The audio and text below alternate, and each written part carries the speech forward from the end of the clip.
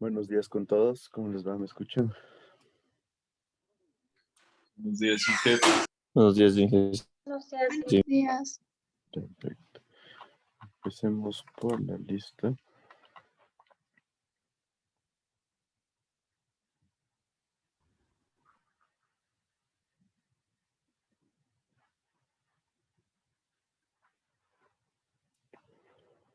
Está Juan Sebastián Altamira, ¿no? Presente. Andrés Armijos.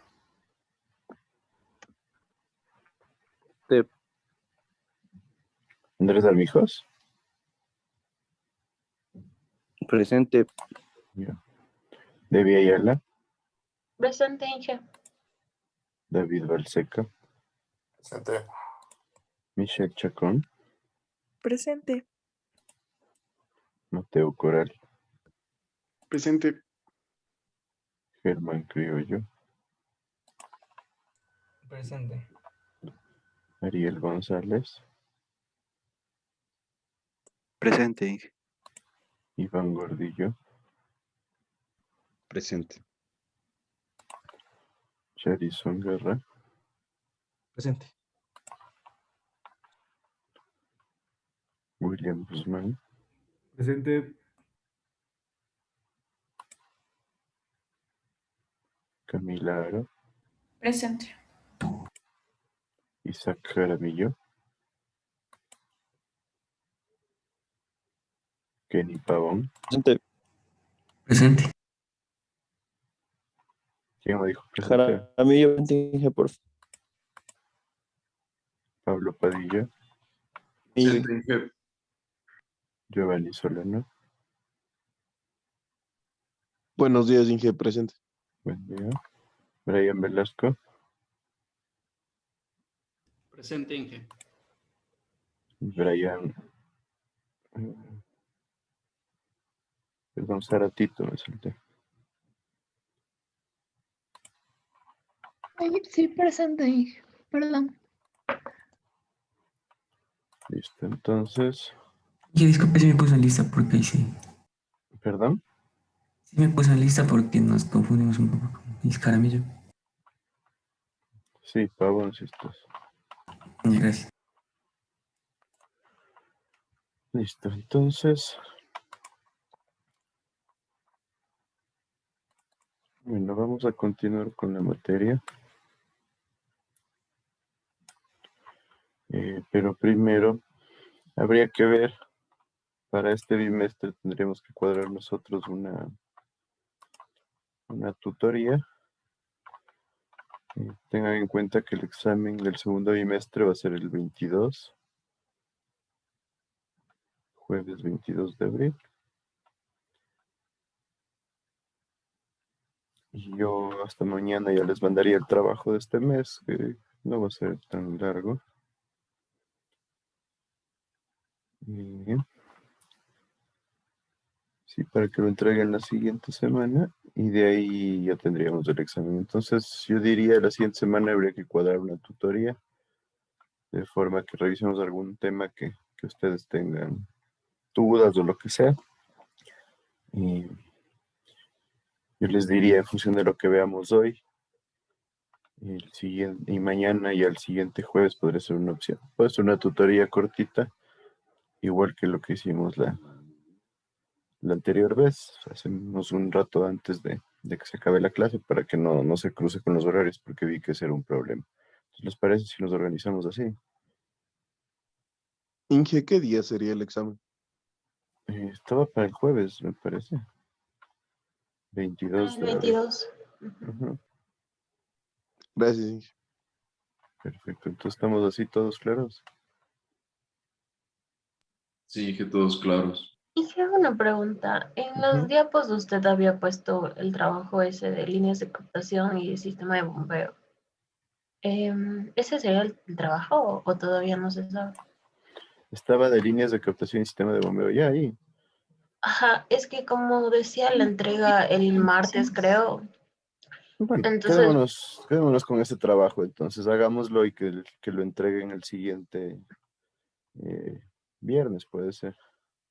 Ah, ya. Gracias, sí. Sí, entonces quedemos así más fácil. Si ya está ahí ese trabajo, pongámosle ese mismo.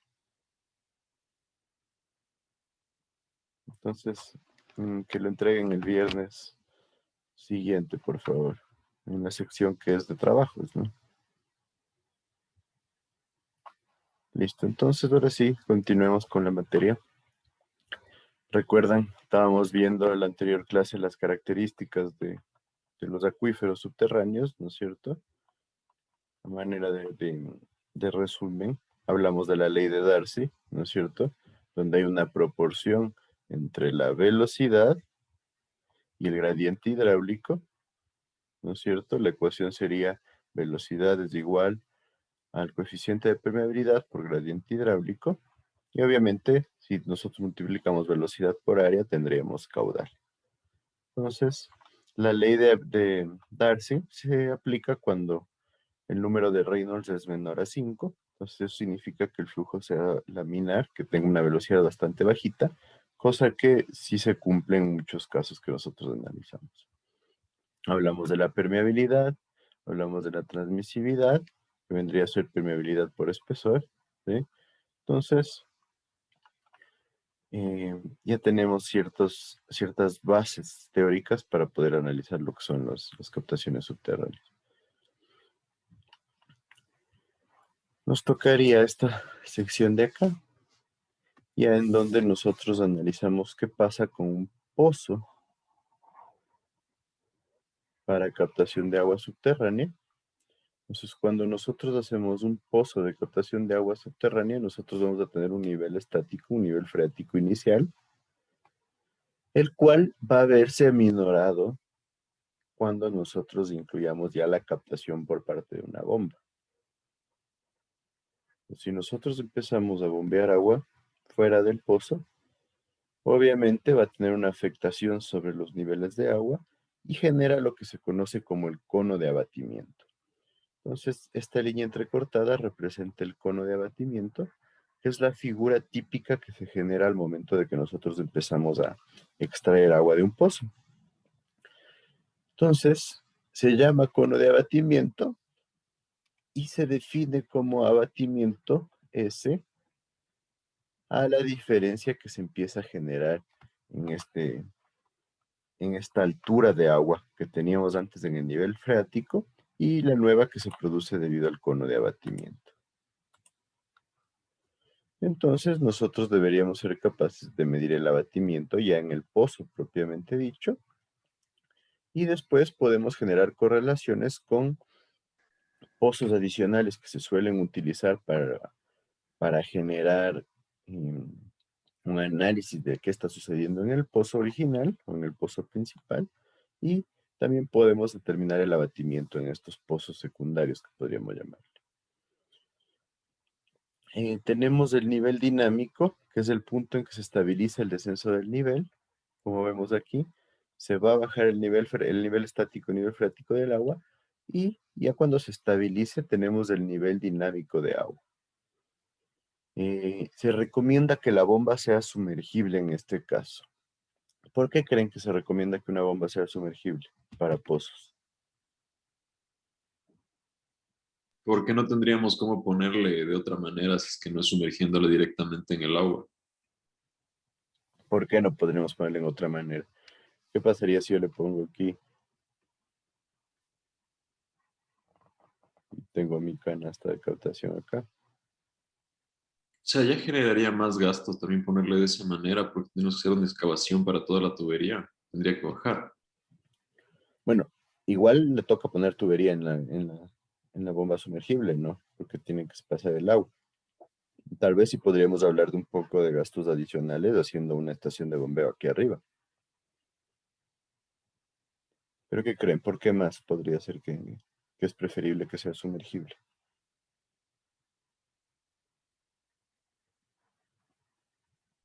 Se controla mejor el nivel del agua. ¿El nivel de qué, perdón? El nivel del agua para no succionar demasiado. ¿Cómo sería eso de que se controla el nivel del agua y para no succionar? Explícame un poquito mejor.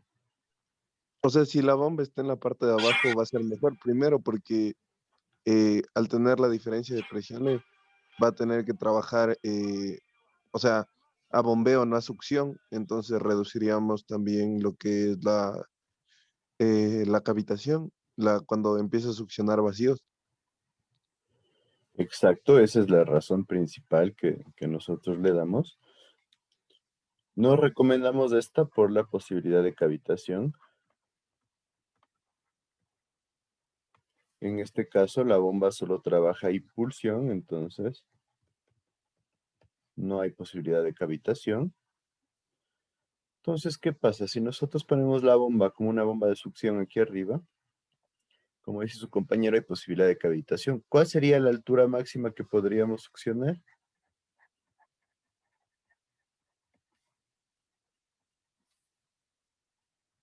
¿Recuerdan?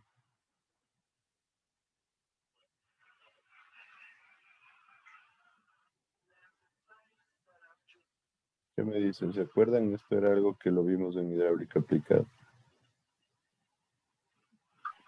No, ¿Nadie tiene idea qué era lo que ingerían ese valor?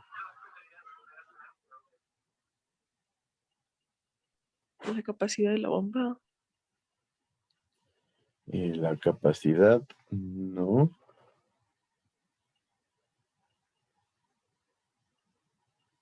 ¿Nadie se acuerda? El nivel del pozo. El nivel, obviamente, O sea, claro, la la altura altura. máxima dependerá de la altura del pozo, ¿no? Ajá. O sea, más bien dicho, la altura de pozo debería depender de la altura máxima para que no se sobrepase esa altura y no se genere cavitación.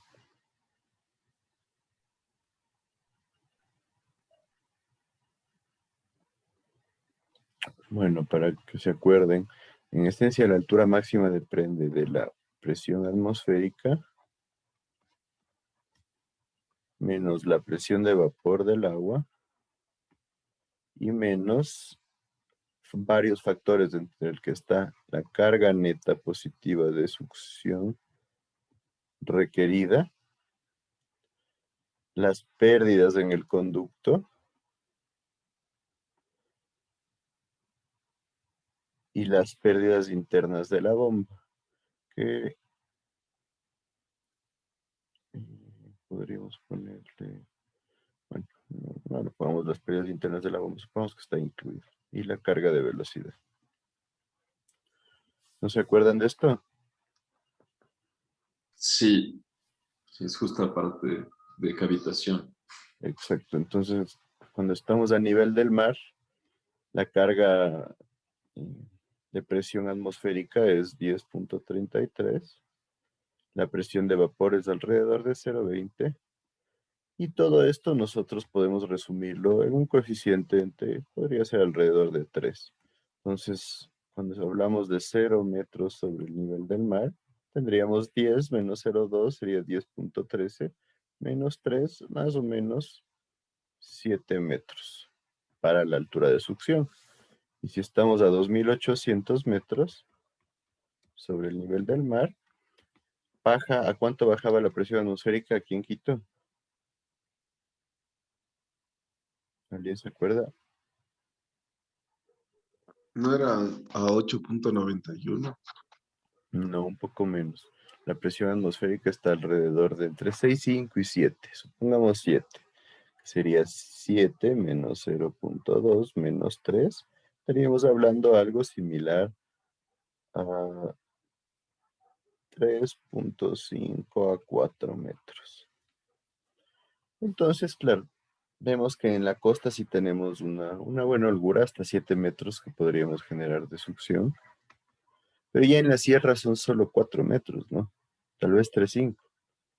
Entonces eso genera una limitante porque los pozos de agua normalmente son un poco más profundos.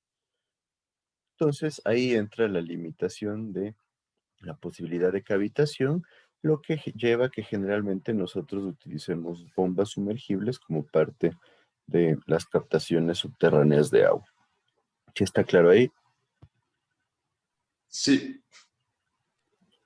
Entonces, claro, aquí les he puesto 10 metros simplemente para hacer este análisis que hemos hecho. 10 metros sería el máximo ya hablando que tenemos un sistema que no genera pérdidas. Entonces realmente es un poco utópico, diría yo. Entonces hablaríamos de 7 metros al nivel del mar como un valor coherente para asumir. Y por otro lado, las bombas sumergibles tienen buena capacidad para generar carga de presión. Entonces, como tienen buena capacidad para generar carga de presión, pueden elevar el agua bastante alto. Entonces se convierte en una buena opción.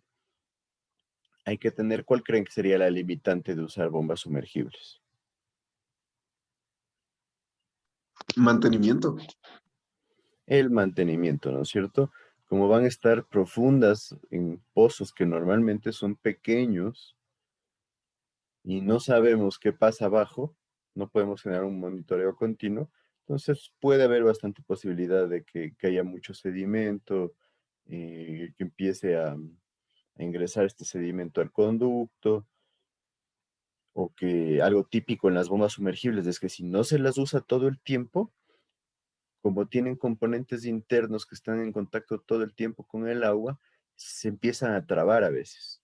Entonces a veces hay que sacar la bomba solo para girar el componente giratorio del impulsor y volverlo a meter. En muchos casos, no sé si han escuchado las bombas sumergibles, empieza a sonar como que estuviera funcionando, pero no bombea. Es porque se empiezan como que a pegar los componentes internos. Entonces, en esos casos, ¿qué hay que hacer? Hay que sacar la bomba y hay que darle un giro al componente rotatorio para que la bomba empiece a funcionar bien.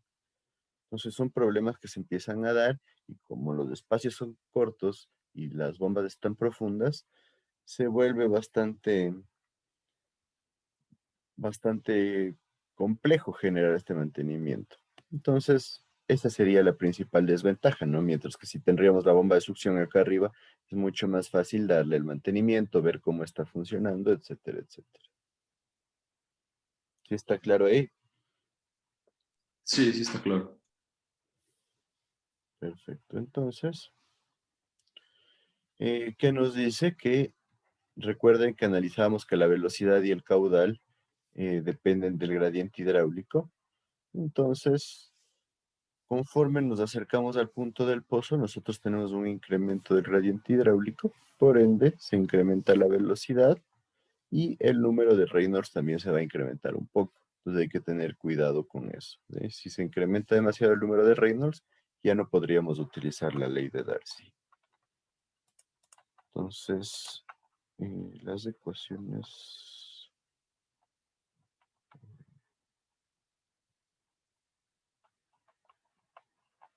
Sí, acá está. Entonces nosotros tendríamos que revisar cuáles son las ecuaciones utilizadas para los pozos. Y vamos a ver dos ecuaciones principales. Primero, la ecuación de Thiem.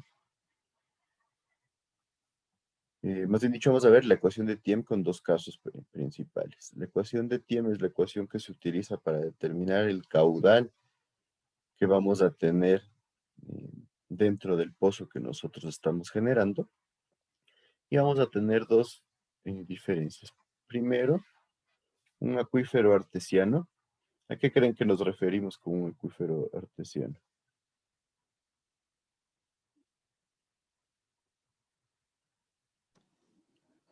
Que está confinado. Que está confinado, perfecto. Entonces tenemos un acuífero confinado. Este es nuestro pozo que nosotros estamos excavando. Y nos dice que el caudal va a ser igual a la permeabilidad por el gradiente hidráulico y por el área. ¿Cuál área creen que es la que estaríamos analizando? El área del pozo que estamos excavando. El área del pozo que estamos excavando, sí, pero hay que tener un criterio adicional, que en esencia el caudal que Transversal. estamos viendo, perdón, No sería el área transversal transversal en qué sentido, del pozo. transversal del pozo, podría vérsela en un sentido así, pero en esencia hay que tener en cuenta una cosa primero. El caudal que estamos tratando de calcular es el caudal de agua que va a ingresar al pozo que nosotros hicimos. Entonces, sí, sería el área del pozo, pero en donde nosotros tenemos el acuífero. ¿Sí está claro eso? Entonces, si este es el pozo, nosotros hablaríamos de este perímetro que tiene el pozo por la profundidad M que tiene el acuífero. Entonces sería toda esta área que está rayada aquí. ¿Sí me siguen con eso? Sí. Ya, O sea, sería el área perimetral del pozo. exacto, es el área que genera el perímetro del pozo. ¿Por qué? Porque en ese perímetro es donde se está produciendo el ingreso de agua al pozo. Y nosotros tenemos que conocer qué cantidad de agua ingresa al pozo para poder delimitar el máximo caudal que nosotros tomaríamos del pozo. ¿Sí está claro eso? O sea, tenemos que coger el área por donde se infiltra el agua. Exacto.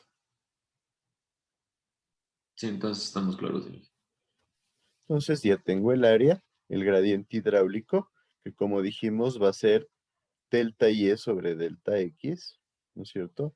Cómo varía la altura conforme nosotros tenemos, podríamos hablar de ancho o largo. Y la permeabilidad, que ya vimos que depende del tipo de suelo y de cómo se puede mover el agua dentro de este tipo de suelo. Entonces, el gradiente hidráulico es dy sobre dx. Si nosotros pasamos la delta x acá y vemos que el área sería, si es el área del perímetro, el perímetro va a ser 2pi por el radio. Si definimos que el radio es x, sería 2pi por x. Y por m, que como dijimos es la profundidad del acuífero. Entonces la x pasaría acá abajo. Yo tendría 2pi por m acá arriba. Y por k, que es la permeabilidad, sobre el caudal y todo por delta y. Entonces, si yo integro esto, voy a tener como resultado esta ecuación de acá, en donde me dice que el caudal va a ser igual a 2pi por la permeabilidad y por la profundidad de nuestro acuífero, multiplicado por lo que correspondería a la integral de delta y, que sería H2, o sea, la altura del agua desde la base impermeable, perdón,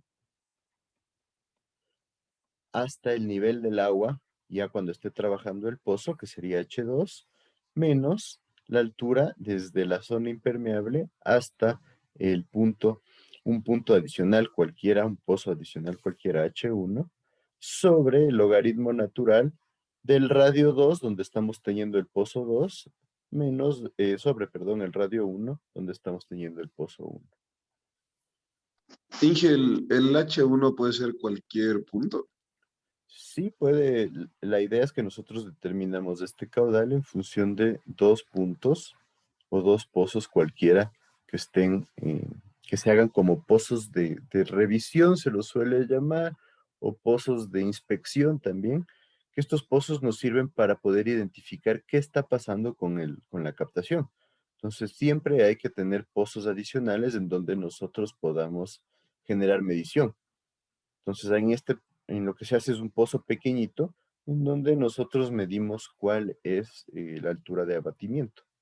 Tengan en cuenta que la altura S2 y S1 que vemos aquí es lo que se denomina el abatimiento para el pozo 1 y para el pozo 2. ¿Sí está claro ahí? Inge, o sea que si tenemos una H1 cercana a H2, vamos a tener mayor caudal. H1 cercana a H2. ¿Te refieres a estas dos que estén cercanas en tamaño o cercanas de una al lado de la otra? Cercanas de valor, o sea, por ejemplo, que no varíen mucho. La ecuación depende directamente de eso, entonces va a disminuir el caudal. Es que claro, que no varíen demasiado las alturas significa que hay bastante cantidad de agua. Si me siguen, si es que ustedes empiezan a captar, a bombear el agua y no varían H1 y H2, significa que se está recargando súper rápido el acuífero. Entonces el caudal que ustedes tomando es bastante grande. ¿Sí? Mientras que si el abatimiento varía mucho, significa que cuando ustedes hacen funcionar la bomba, baja bastante el abatimiento. Entonces, eso genera que la cantidad de agua que se está recargando ya a su pozo no es demasiado buena. Pero, Inge, ahí va mi pregunta. O sea, si se recarga muy rápido porque dice H2 menos H1, voy a multiplicar por un valor súper bajo. Entonces no disminuiría el caudal. Es que también depende de qué tan distantes están los pozos con la parte del logaritmo natural. Ya lo vamos a ver en un ejercicio para poder ponerle datos. Tiene influencia, así como tú lo dices, pero también importa que por un lado estás teniendo la cantidad de agua de recarga del acuífero y por otro lado la permeabilidad con la que pasa el agua. Entonces la permeabilidad va a influir de manera importante también. Entonces son varios factores que nos generan influencia. Porque por otro lado, la permeabilidad alta también puede significar que no se recargue demasiado, la permeabilidad baja, perdón, que no se está recargando demasiado rápido el pozo que excavamos. ¿Por qué? Porque el agua no fluye demasiado rápido. Entonces son varios factores de ahí que influyen.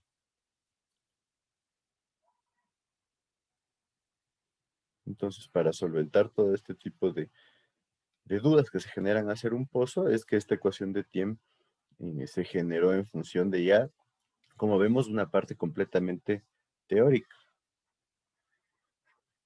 No sé si está claro ahí.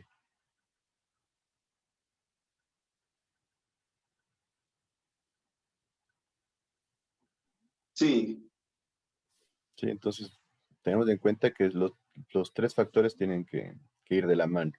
La permeabilidad, los abatimientos o alturas de agua y la distancia entre los pozos. Entonces ahí hay que ver cómo se van conjugando estos para poder sacar conclusiones. Entonces, estas dos serían las ecuaciones de Thiem para acuíferos confinados. Tengan en cuenta, da lo mismo trabajar con H2 menos H1 que S1 menos S2. Si ustedes ven aquí, el abatimiento 1 menos el abatimiento 2 es esta distancia y H2 menos H1 también es esta distancia. Entonces estamos clarísimos con esta ecuación. Sí, que Chévere, entonces aquí tenemos la ecuación de Thiem para acuífero libre. Entonces acuífero libre ya no tendríamos ningún tipo de capa permeable encima. Y se simplifica un poco la ecuación de Thiem. Nace de lo mismo, caudal es igual a permeabilidad por gradiente hidráulico por área. En este caso, aquí ya está resuelta la ecuación. Se produce un pequeño cambio nada más, en donde el caudal va a ser igual a pi por la permeabilidad por la diferencia de la altura h al cuadrado menos la altura en el punto del pozo al cuadrado. Y esto obviamente sobre el logaritmo natural del radio mayor, o sea, donde está el pozo de inspección, sobre el radio del pozo que nosotros hemos excavado. Entonces nacen del mismo concepto. Simplemente se producen pequeños cambios debido a que el acuífero ya no es confinado. Y mantenemos esta ecuación de aquí. Entonces, si ven, en el otro caso teníamos 2pi por k. Y aquí nosotros tenemos las alturas elevados al cuadrado. Entonces, si vemos la otra ecuación, tendríamos 2pi por k por m menos las alturas. Acá tenemos pi por k y las alturas al cuadrado. Entonces, en esencia, esa es la variación principal. Y ahí cambiaría el perímetro, porque en este caso estaríamos cogiendo la mitad del perímetro del área. Esa es mi pregunta, porque aquí está pi por k y en el otro es 2pi por k. A ver, me dices, cambiaría el perímetro con... O sea, cambiaría el área perimetral. En este caso, O se infiltraría a la mitad, estamos diciendo. Es que, ¿qué sucede? En este caso de acá, el acuífero que nosotros estamos analizando es confinado aquí abajo, ¿no es cierto? Entonces yo tengo que analizar solo este espacio de acá, de donde va a ingresar agua al pozo. En el otro caso, nosotros tenemos el análisis total del pozo completo. Entonces ahí es donde se genera la diferencia. No sé si Sí, por ahí va tu pregunta. sí, listo, Inge. Ya, sí, seguro, entonces. Sí, lo entendí. Ya, entonces por esa Disculpe, altura las total. variaciones eran, perdón, Inge, disculpe, las variaciones eran por lo que estaban las dos elevadas al cuadrado y la otra no lo escuché. Que en el otro caso teníamos como la parte de acá 2pi por m por k. Entonces ahí ingresa m, que es la altura, ¿sí? Y los 2pi porque era del área, pero como decía su compañero, en el otro caso era el área solo de una sección. En cambio aquí ya consideramos todo el acuífero porque ya es un acuífero libre. Entonces ahí ya no se considera de la misma forma el área del pozo. ¿Sí? No sé si ahí estamos claros. Sí, Inge, gracias. Entonces estas son las dos ecuaciones que nosotros vamos a manejar. Y vamos a hacer unos cuantos ejercicios relacionados a este tema. Entonces, en primera instancia, vamos a trabajar con este ejercicio que nos dice un acuífero que está formado por gravas y arenas. Maneja un ancho de 2000 metros, es un acuífero grande, y un espesor total uniforme de 30 metros. El espesor saturado va a ser de 25 metros. Y mediante investigaciones hidrogeológicas en pozos existentes, se ha determinado que la transmisividad para este caso es de 1000 metros cuadrados por día y la gradiente hidráulica es de 5 por 10 a la menos 3 metros por cada metro. Queremos determinar cuál es el caudal que fluye por la sección transversal.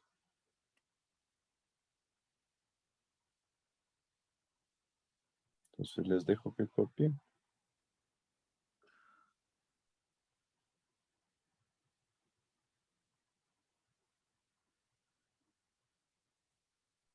Y sí, tendríamos que saber si es que es libre o confinado el acuífero, ¿no es cierto?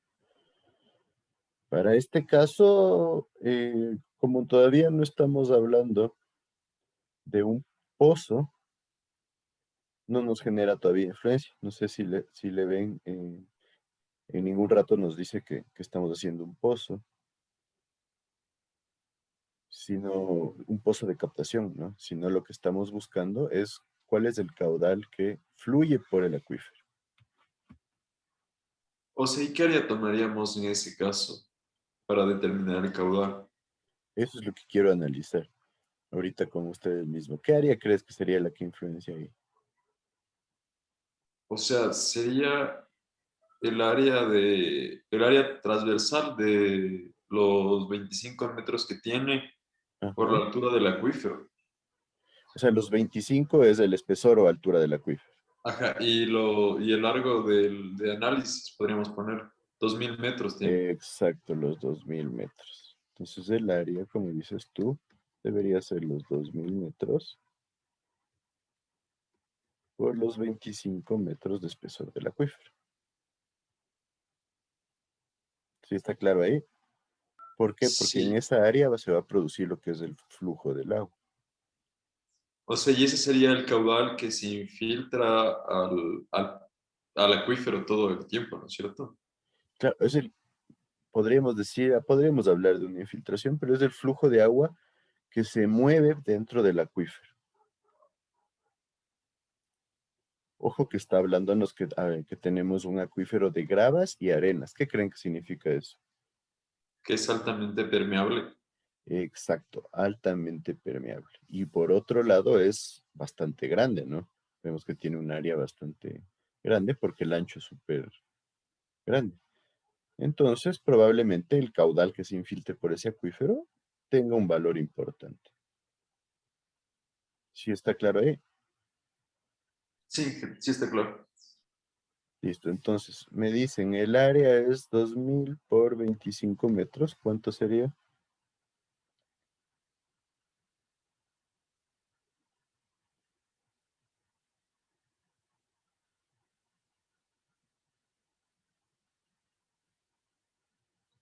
Inge, tal vez puedes esperarme un ratito que acabo de copiar. Está bien. 50.000. Ya, 50.000. Pero esperemos un ratito que todos copien.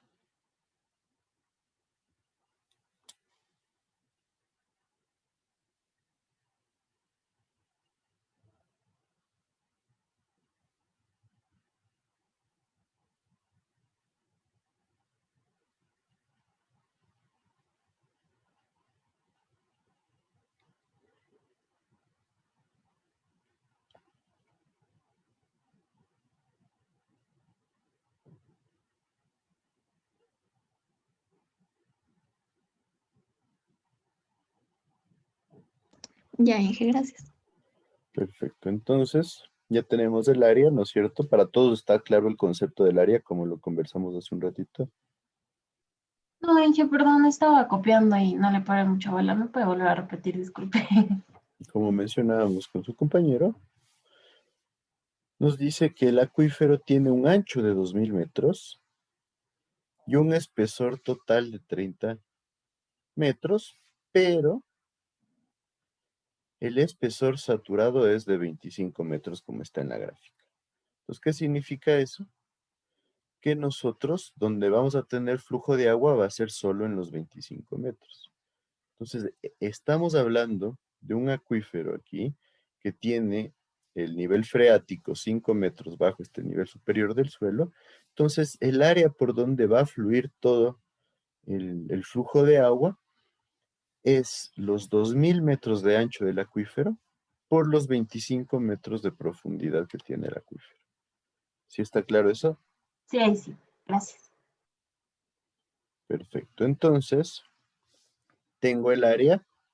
Me está diciendo que la transmisividad... Quiero una pregunta. Ajá. En el caso de que, o sea, para este ejercicio el área es como que solo un rectángulo. En el caso de que tuviera una variación en el nivel freático, por ejemplo, en algunos lugares 28, en otros 23, así, tendría que dividirle y sacar áreas y después sumar todas las áreas. Si tú dices que tendrías niveles variables de la altura de agua, algo así. Sí. En esos casos, tendríamos que identificar por qué se producen esos niveles variables, ¿no? Podría ser que tenemos en algún caso, por ejemplo, una capa de suelo impermeable, supongamos algo así. Que tenemos una capa de suelo impermeable que viene así, por ejemplo. Entonces, tal vez se genere un nivel freático de este tipo. Entonces ahí habría que identificar que esta capa impermeable no esté generando influencia, ¿no? Porque claro, capaz que si ahí tenemos, digamos, 25 y por acá tenemos 18, se deba a condiciones del suelo. Entonces ahí sí tendríamos que tener claro a qué se debe la variable de lo que es el nivel freático. Por otro lado, podría ser que aquí tengamos un suelo totalmente permeable y acá se nos presente la capa de suelo impermeable.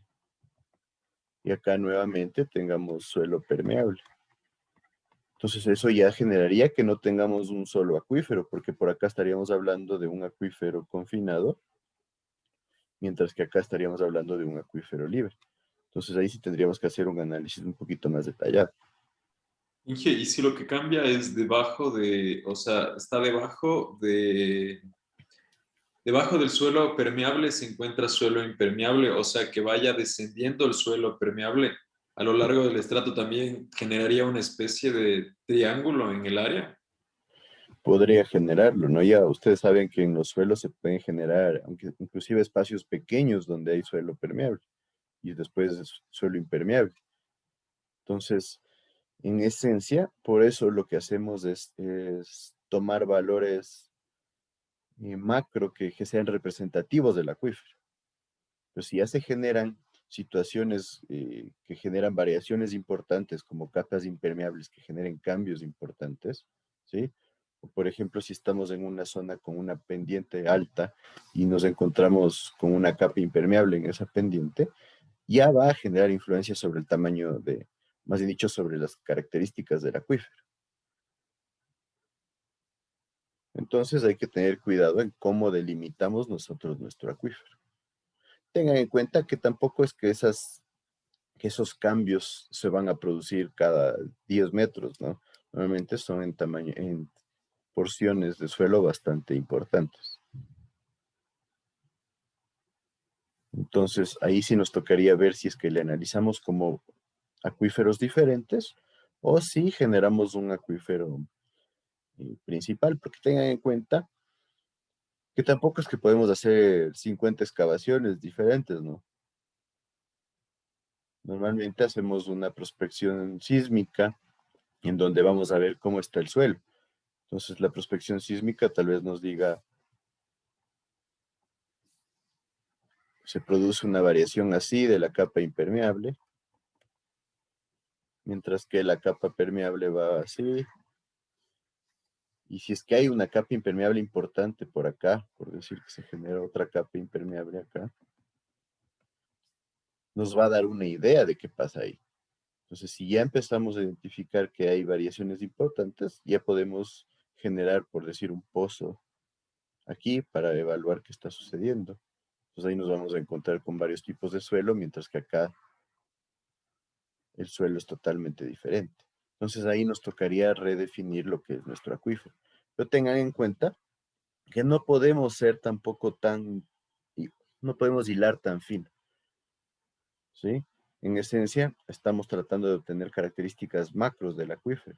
Entonces, por eso nosotros generamos varios pozos de inspección y ahí vamos a ver que también no va a ser exacto el nivel freático, ¿no? El uno nos va a dar 25, el otro, capaz que si hacemos otro por acá nos da 23, el otro 24, el otro 22,5, ¿sí? Y ustedes si hacen una excavación en un terreno nada más, un terreno de 1000 metros cuadrados, van a ver que hacen un punto y el nivel freático les da que está 3 metros bajo el suelo. Hacen otro punto y les da 250. Entonces ahí nosotros debemos trabajar con el que consideremos más representativo. Normalmente el nivel freático más bajo. ¿Sí está claro? Sí, sí está claro, Inge. Entonces, tengan en cuenta que aquí estamos hablando de macro, ¿no? Si estamos diciendo un acuífero de 2000 metros de espesor, más bien dicho de ancho, es un acuífero gigante. ¿Va a haber variaciones en esos 2000 metros? Claro que va a haber variaciones, pero lo que nosotros estamos buscando es una forma de entender qué tanto movimiento de agua hay en este acuífero. Entonces, tengamos en cuenta, ¿no? Que es un espacio demasiado grande como para decir que los datos van a ser 100% exactos. Entonces, decíamos, el área nos daba 50,000, me parece, metros cuadrados. Y de ahí tenemos la gradiente hidráulica, que es un dato, 5 por 10 a la menos 3 metros por cada metro. No se olviden, es delta Y sobre delta X. Y nos faltaría, ¿qué cosa? La permeabilidad. La permeabilidad. La permeabilidad, ¿no es cierto? Recuerden que la ecuación era caudal es igual a permeabilidad por área por gradiente hidráulico. Entonces, ¿a qué sería igual la permeabilidad?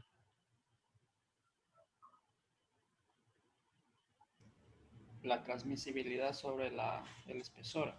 Transmisibilidad sobre el espesor del acuífero, ¿no es cierto? Entonces, aquí ya tenemos el dato de transmisibilidad, que es 1000.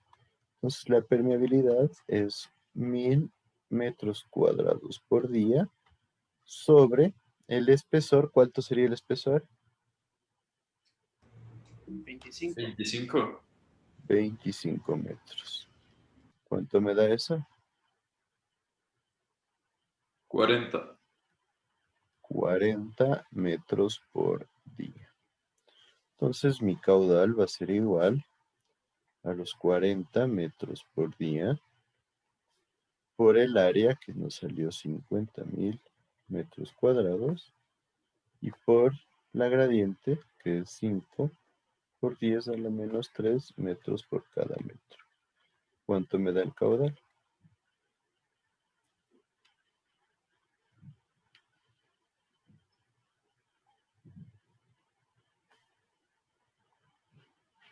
Me dio 10.000 metros cúbicos por día. 10.000 metros cúbicos por día. Entonces, ¿qué piensan de este dato? O de este resultado. Es demasiado. Es gigantesco, ¿no? Es un caudal súper grande. Ten en cuenta que estamos hablando de un día, ¿no es cierto? Pero estamos hablando también de un acuífero con 50.000 metros cuadrados de área transversal. Y por otro lado tenemos gravas y arenas que son altamente permeables y que permiten el paso del agua. Entonces, de esta forma podemos ver que un acuífero que tenga un gran tamaño y tenga un material bastante permeable puede generar un transporte súper grande de agua. ¿Sí está claro ahí? Sí. Inge, una pregunta, si fuera material impermeable, ¿bajara el gradiente o la transmisibilidad? Si fuera material impermeable, nosotros tendríamos obviamente la permeabilidad mucho más baja, y si es que la permeabilidad es más baja, la transmisibilidad también tiene que ser más baja, ¿sí? Y normalmente, si es que es bastante impermeable el suelo, también el gradiente hidráulico va a bajar porque se mantiene mucho más estático lo que es el nivel del flujo. Entonces, no sé si se Sí. acuerdan, pero aquí estamos hablando de que se mueve 40 metros por día la permeabilidad, o sea, el flujo del agua puede moverse 40 metros por día. Mientras que, recuerdan, en un suelo arcilloso podría ser 1 milímetro por día. Entonces ahí se genera una diferencia dramática en cuanto a la capacidad de manejar flujo.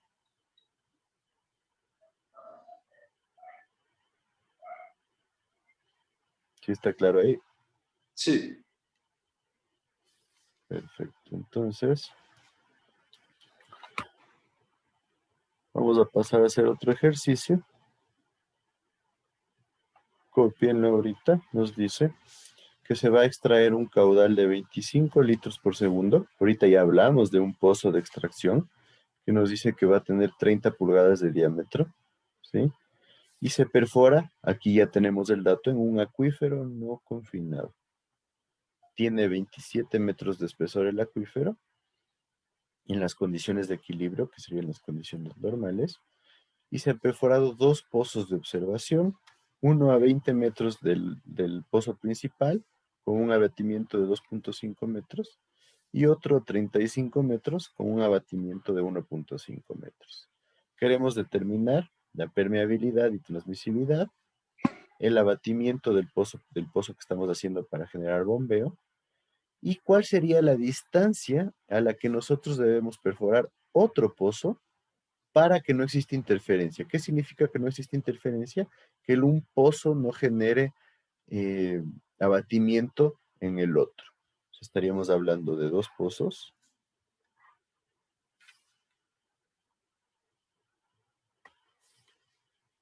En los cuales el abatimiento funcione así. Entonces, aquí que no se genere influencia. Después el número de Reynolds en el pozo que nosotros estamos haciendo y la capacidad específica del pozo. Como dato, el agua está a 10 grados, 10 grados centígrados y para calcular el número de Reynolds, el diámetro promedio de las partículas es de 0.2 centímetros. Entonces, cópienlo, por favor.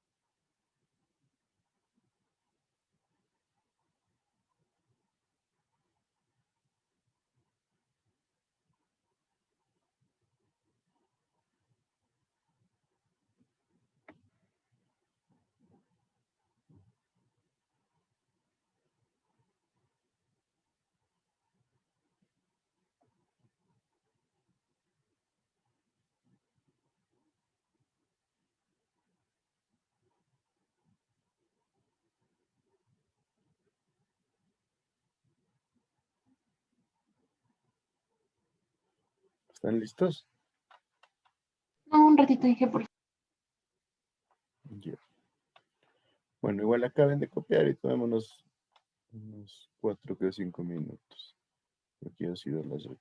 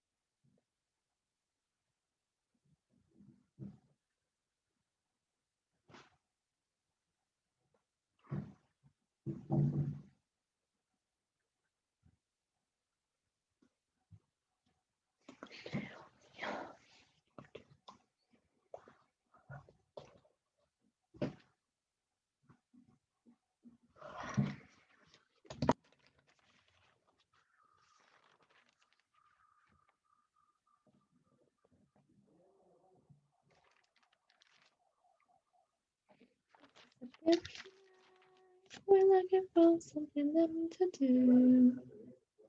Hey, baby, think I wanna marry you. I say no, no, no. Hola. Ay, gracias.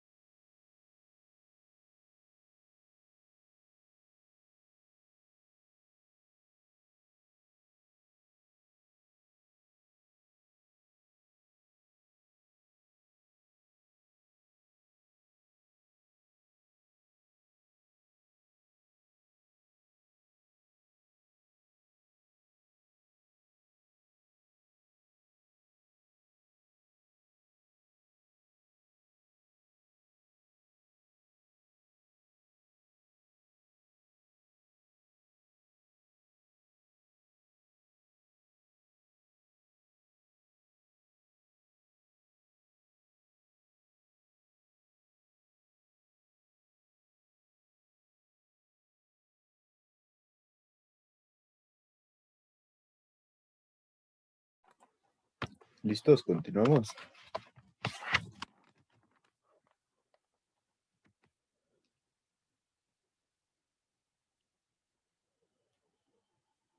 Sí, Inge. Listo, entonces, ¿qué deberíamos hacer?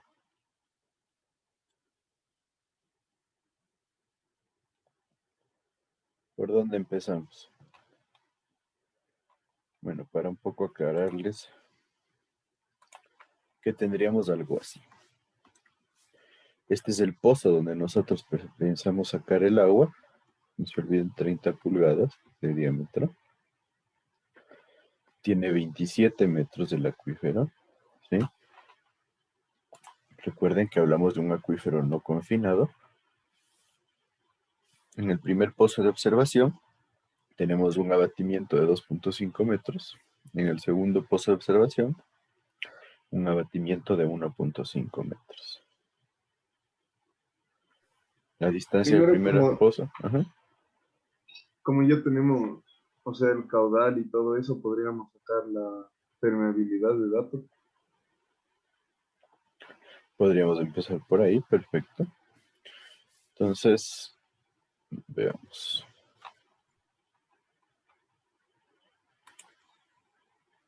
Tendríamos aquí las ecuaciones. Primero, hablamos de un pozo no confinado, ¿no es cierto? No se olviden, utilizamos la ecuación para acuíferos libres, en donde tenemos alturas al cuadrado. Ahora, entonces, me dices, compañero, tenemos el caudal. ¿Cuánto era el caudal? 25 litros por segundo. 25 litros por segundo. ¿Qué lo deberíamos trabajar en función de metros cúbicos por día por facilidad? Entonces, ¿a cuánto equivaldría esto en metros cúbicos por día?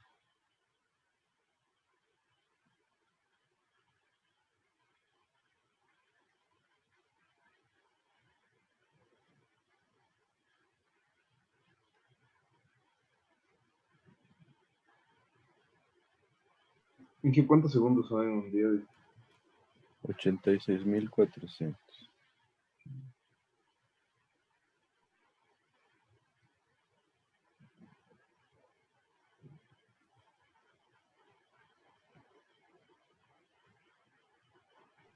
$2,160 metros cúbicos por día. 2.160. Sí. Perfecto. Entonces tengo el caudal, ¿no es cierto? Me dice caudal 2.160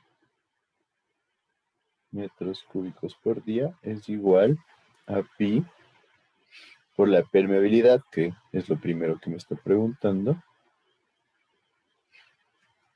por la diferencia de alturas. ¿Cuál sería la diferencia de alturas al cuadrado?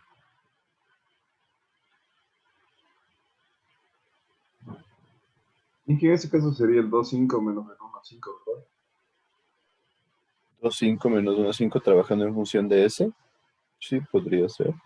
2.5 al cuadrado menos 1.5 al cuadrado. Ten en cuenta si quieren utilizar H, ¿cuáles serían las H's?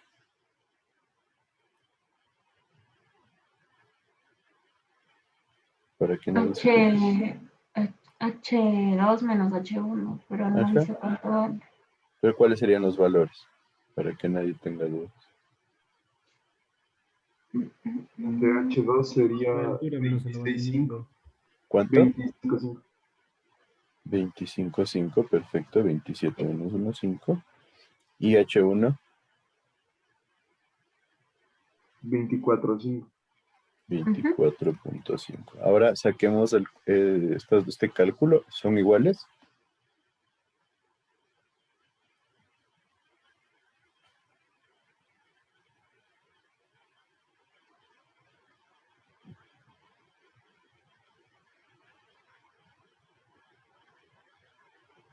No, No, no es cierto. Entonces hay que tener en cuenta que aquí no podemos trabajar con abatimientos.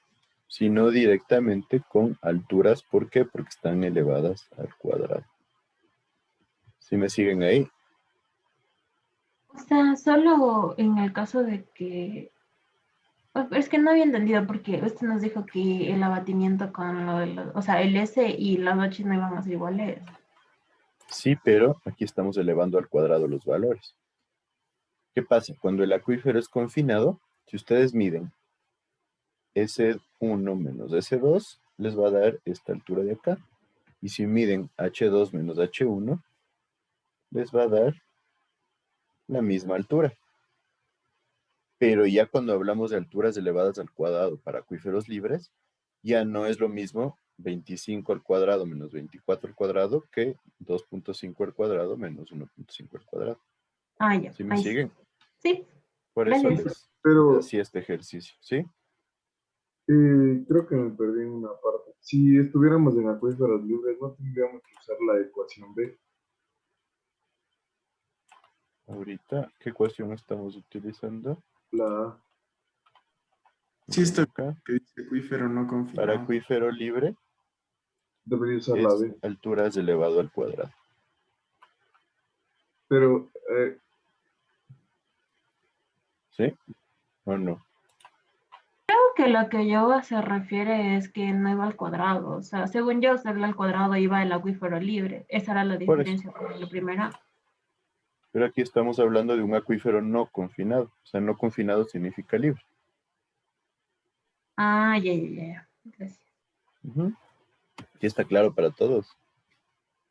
Inge, ¿por qué dijo que no usamos las S en este caso?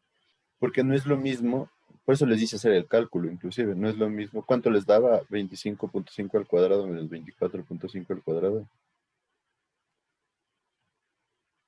eso da 0, 50 5. y el otro da 4.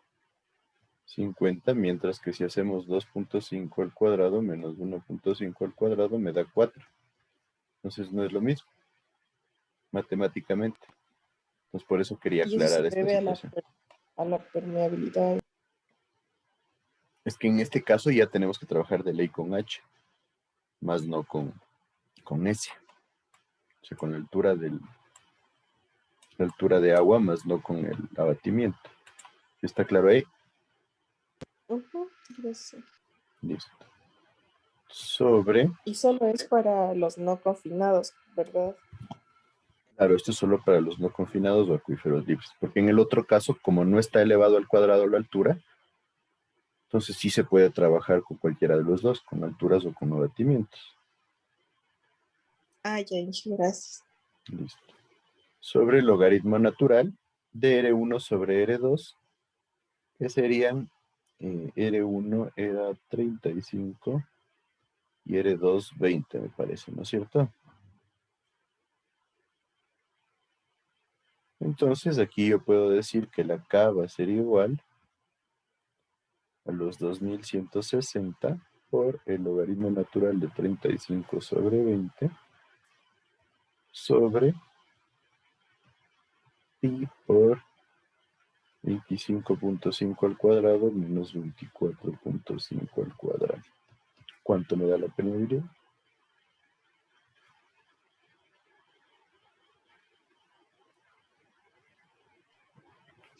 7,695. 7,695. Hablaríamos de metros por día. Y quiero saber la transmisividad, ¿a qué sería igual? El espesor por acá. Acá permeabilidad 7.695 metros por día por el espesor, que era ¿cuánto? No la vas a contar. 27. ¿Sí? Inge, hay una pregunta. ¿Tomamos el espesor de la parte más grande? El espesor del acuífero. Miren, el espesor total es 27 metros. Pero no llega hasta la parte de arriba de la punta. Claro, por eso el dato es que el acuífero tiene 27 metros de espesor. ¿Qué significa eso? Que aquí está el nivel freático original. Ya. Ujú. ¿Sí está claro eso? Tiene que estar súper claro, ¿no? No es el espesor total de la capa de suelo, sino donde tenemos agua.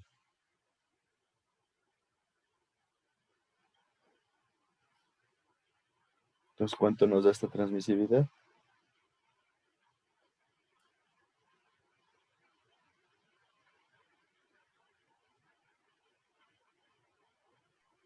$207.765.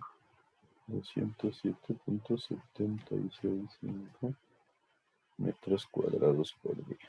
Perfecto. Entonces, vemos que la permeabilidad no es tan grande como antes, ¿no? Pero no es una mala permeabilidad, 7.6 metros por día. Ahora, ¿qué nos pide la parte B?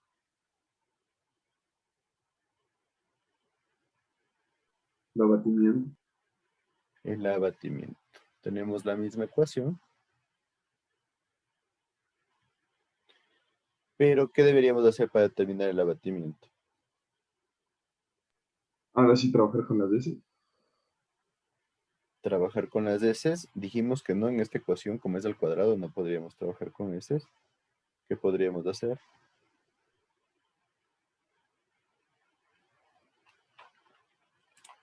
Pongo el gráfico aquí.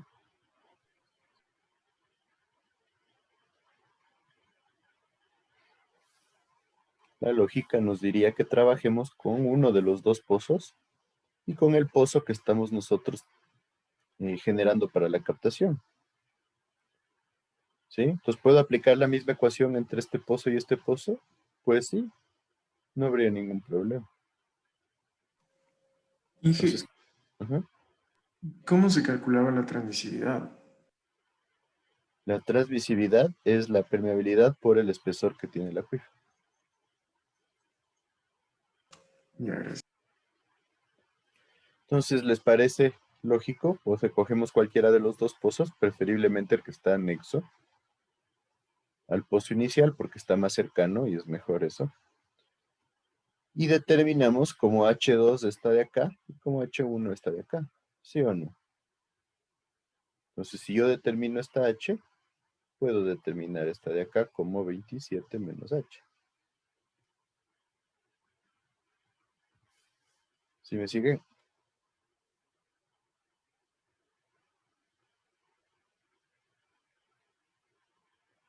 ¿Qué dice?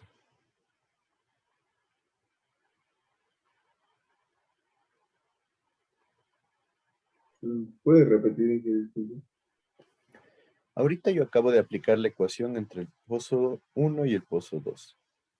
Pero yo podría aplicar entre el pozo de captación y el pozo 1, o el pozo de captación y el pozo 2, la misma ecuación. Sí. Entonces, de esa forma yo tendría, por ejemplo, pozo de captación y pozo 1. Entonces ahí tendría altura 2 menos altura 1. La altura 2 se convertiría esta de acá. Y esta se convertiría en altura 1, donde esta ya la conozco y esta es la que necesito conocer.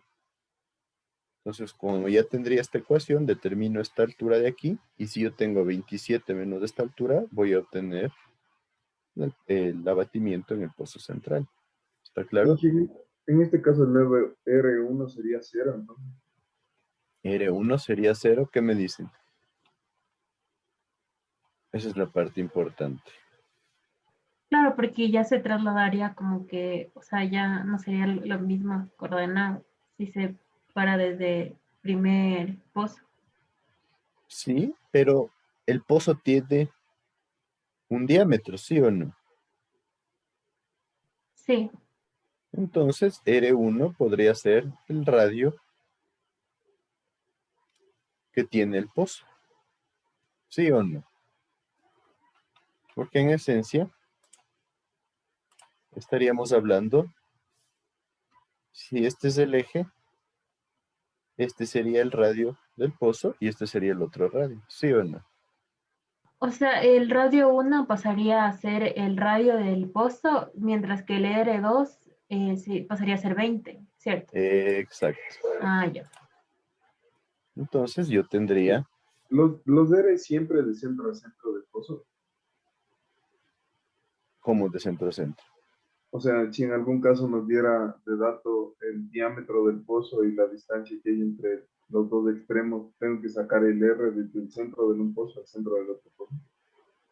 Normalmente se trabaja hasta el centro del otro pozo porque en los pozos de observación tenemos diámetros muy pequeñitos. O sea, son pozos de 10 centímetros, de 5 centímetros, y lo cogemos la distancia hasta el centro de ese pozo, porque solamente se los hace para ver cómo está el nivel de agua ahí. Pero en el pozo principal, si ya tenemos un diámetro grande, podemos trabajar en función de una de las paredes. Pero la distancia se mide desde el eje del pozo principal. Entonces, ¿qué tendríamos? El caudal se mantiene el mismo, que era 2160 metros cúbicos por día. Va a ser igual a pi, ya sacamos la permeabilidad, ¿era cuánto? 7.695. 7.695 por H1 al cuadrado, que sería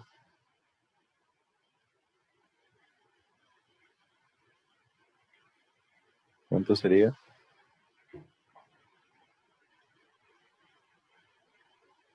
24,5. 24,5. Perfecto. ¿De dónde sale el 24,5? Los 27 de espesor del acuífero menos 2,5, que era el abatimiento en el punto 1. Y aquí menos H, por eso aquí les he cambiado la nomenclatura, ¿no? Para que no se confundan tanto. ¿Qué es lo que estoy buscando, no es cierto? La altura del agua en el pozo de captación que hicimos. Sobre el logaritmo natural del radio, que era 20 metros, ¿no es cierto? Sobre el radio del pozo. ¿A qué sería igual el radio del pozo? 15 pulgadas. 15 pulgadas, perfecto. 30 que tiene el diámetro sobre 2. Y esto es igual a ¿cuánto? En centímetros para trabajar en las mismas unidades.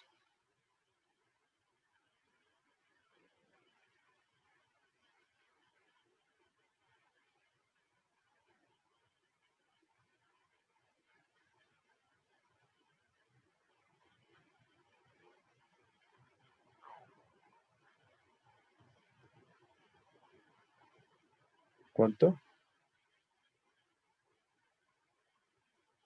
0.381 metros. 0.381 metros. Una pulgada, 2.54 centímetros. Entonces yo puedo generar aquí H, más bien dicho, despejar H, y va a ser igual a ¿cuánto?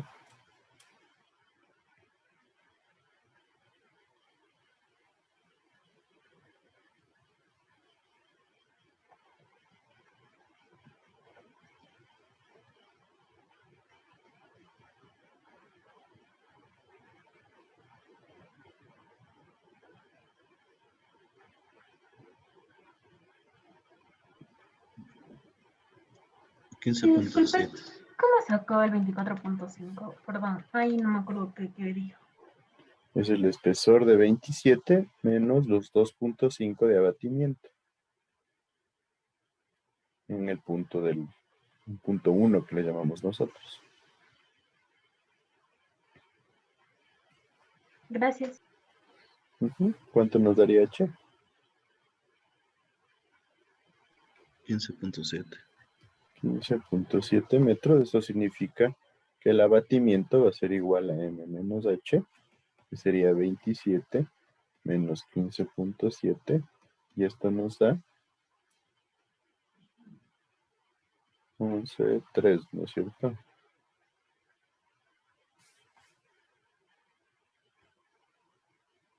¿Sí me sigue? Sí. ¿Por qué el R1 era igual a 20? El R1 porque esta es la distancia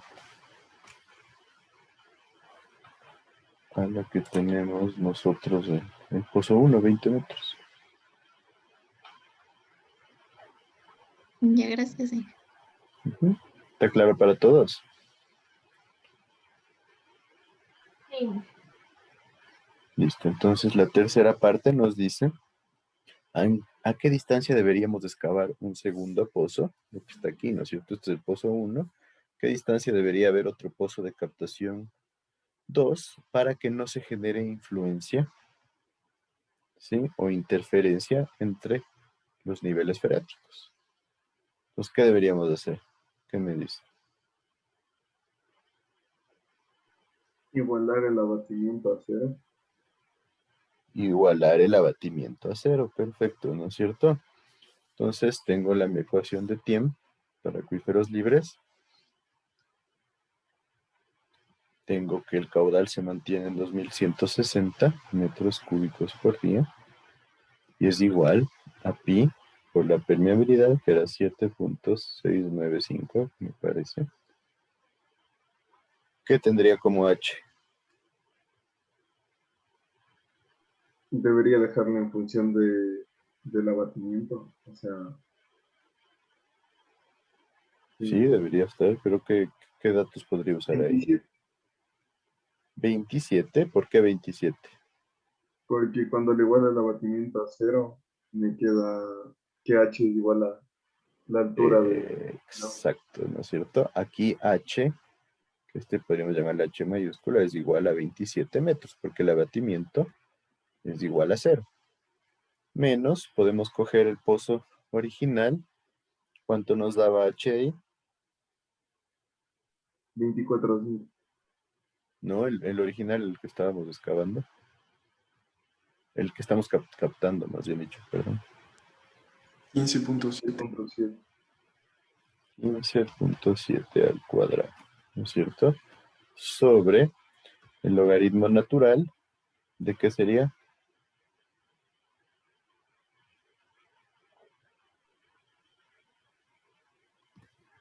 Del radio. De lo De que esta queremos. distancia R, ¿no es cierto? Que es la que queremos determinar para que el abatimiento sea 0, sobre el radio del pozo, que era 0.318 metros, me parece. En 0.381. 381, perfecto. Entonces aquí tengo una ecuación con una incógnita. ¿Cuál debería ser la distancia R para que el abatimiento sea 0?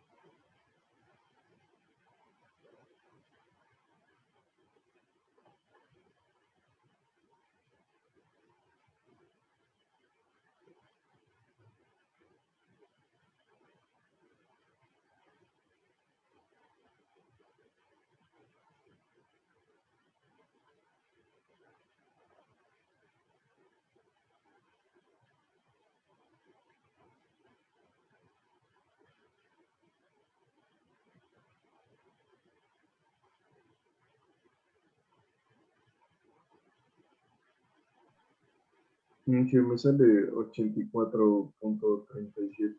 84.37. Pero no sé si estoy... Suena coherente. 84.37, pero esa es la distancia hasta que el abatimiento sea 0. La pregunta es a qué distancia debo excavar otro pozo para que no haya injerencia. Entonces la distancia de ahí, pongámosle, debería ser al radio por 2, que nos daría ¿cuánto?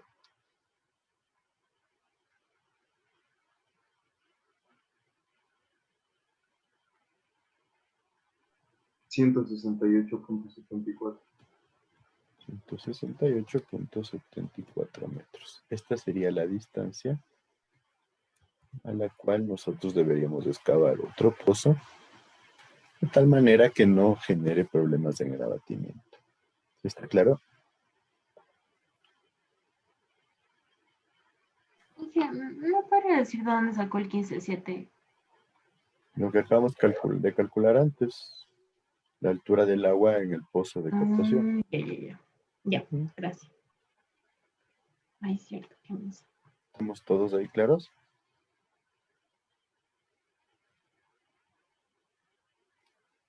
Si me siguen, ¿cómo podemos ir haciendo correlaciones entre la ecuación de tiempo?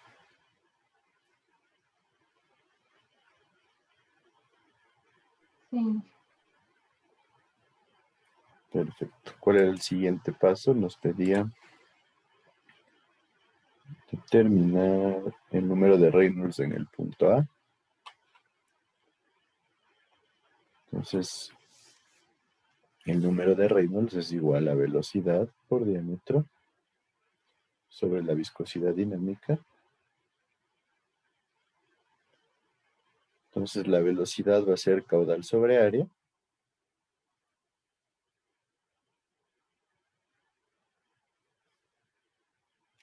Podemos empezar sacando la velocidad. ¿El caudal cuánto sería?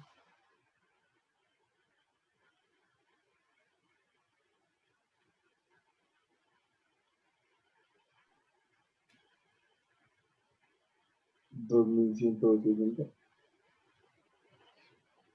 Como vamos a sacar velocidad, valdría la pena trabajarlo ¿en qué unidades? Metros cúbicos por segundo. Metros cúbicos por segundo, mejor, ¿no es cierto? Para obtener la velocidad en metros por segundo. Entonces tendríamos 25 litros por segundo por 1 metro cúbico sobre 1000 litros. Sobre el área, ¿qué área tendríamos ahí? 2pi por el radio y por m, el área donde nosotros tenemos el flujo del agua. Entonces sería 2pi por el radio, que era 0.381 metros, y por m, que es el espacio que está lleno de agua, 15.7. Entonces, ¿a cuánto nos daría igual la velocidad del agua?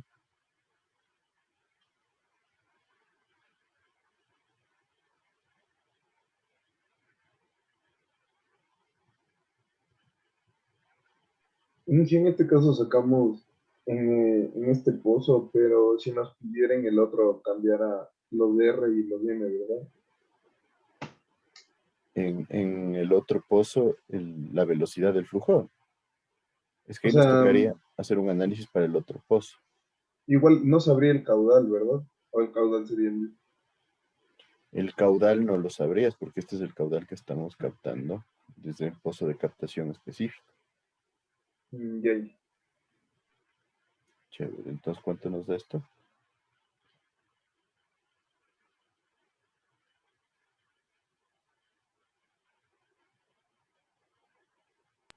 Me sale 6,65 por 10 a la menos 4. Perfecto, ahí hablaríamos de metros por segundo.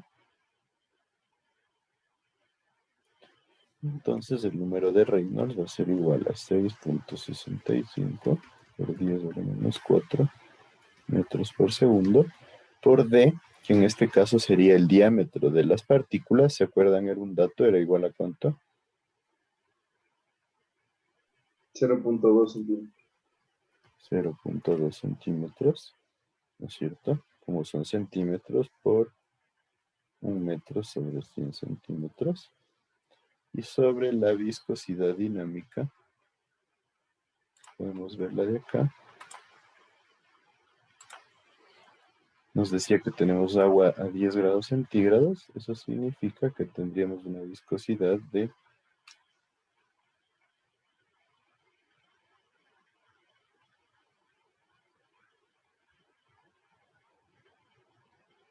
1.31.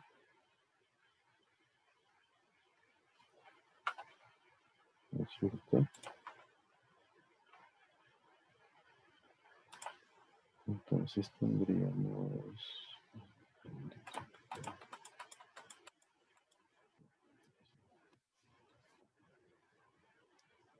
La viscosidad estaría en 1.31 por 10 a la menos 6, como un dato. Pues, ¿cuánto nos da el número de Reynolds?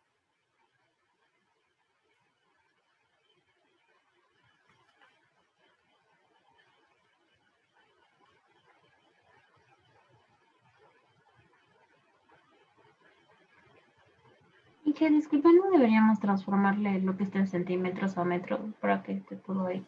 Sí, aquí está. Ahí. 0.2 centímetros por 1 metro sobre 100 centímetros. 1.02. ¿Cuánto? 1.02. 0.2. ¿No es cierto? Dijimos cuál era el límite para que la ley de Darcy funcione. 5.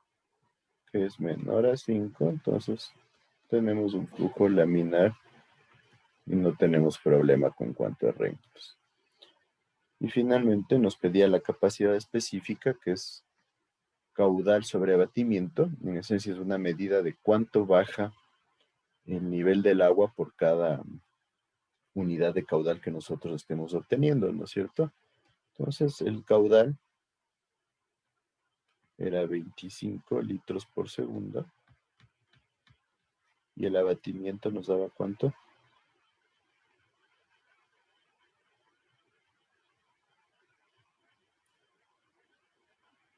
11.3. 11.3 metros. Eso nos da ¿cuánto?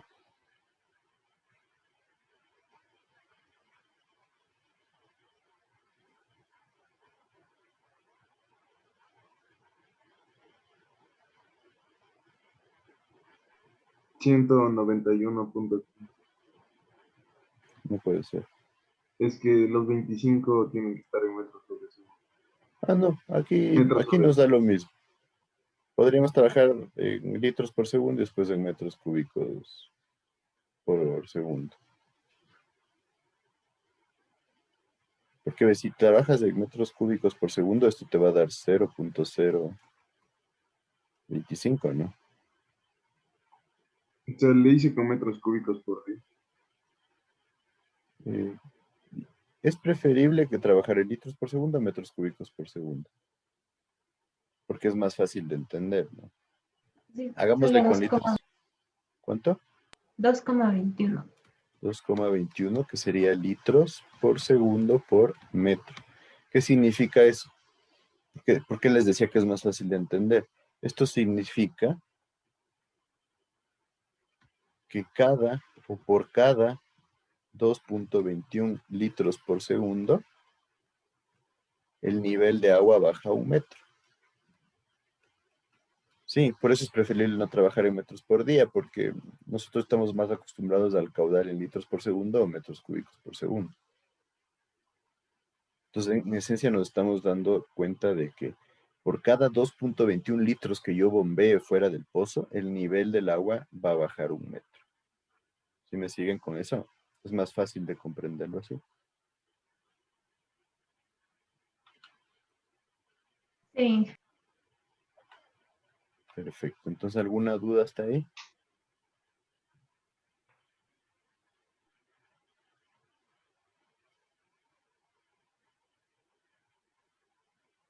Bueno, entonces tenemos otro ejercicio. Este ejercicio 3 nos dice que se bombea 10.93. Dije, disculpe, ¿puede repetir otra vez lo que se divide a litros sobre segundo para metro? No le escuché. Que por cada... ¿Cuál era el dato? 2,21. 2.21. Ya, por cada 2.21 que nosotros bombeamos de ese pozo, 2.21 litros por segundo, el nivel de agua en el pozo va a bajar 1 metro. Ya dije, gracias. Entonces nos da una idea de realmente, si no queremos que baje demasiado el abatimiento, qué caudal deberíamos sacar.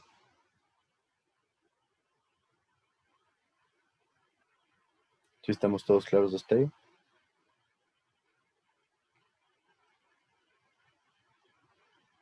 Sí.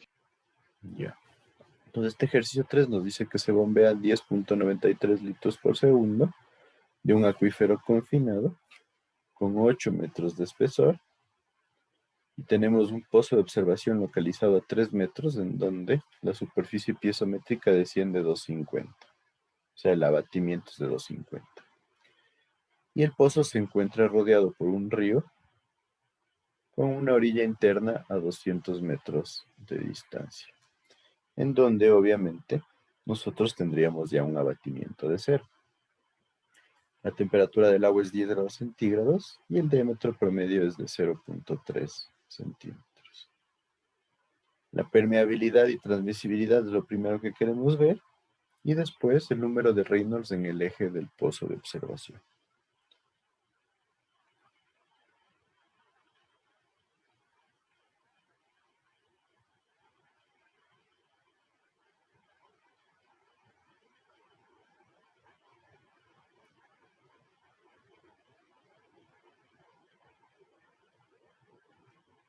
Entonces, este ejercicio quiero que ustedes lo hagan como parte de, más bien dicho, como para ver qué dudas se les presentan. Tengan en cuenta que estaríamos hablando de un pozo confinado y para mañana revisarlo rápidamente. ¿Les parece? Ya. Sí, ¿podría dejarnos ver el gráfico? El gráfico de este sería algo así, donde tenemos un caudal, tenemos el abatimiento en el pozo 1 que está a 3 metros desde 2.5 y en el río ya no tenemos nada de abatimiento a 200 metros de distancia. Que sería algo así, ¿no? El río está rodeando a nuestro pozo.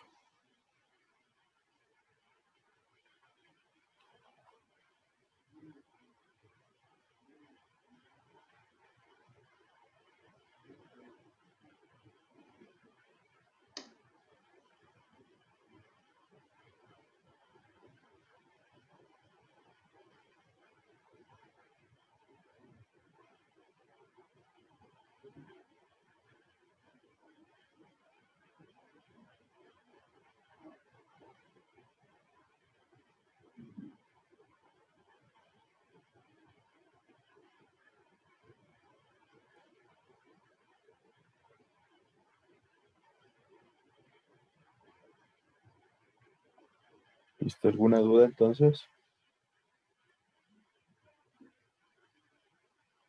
No.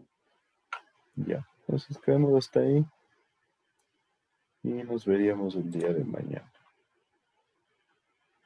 Buen día a todos. Gracias, Inge. Hasta luego.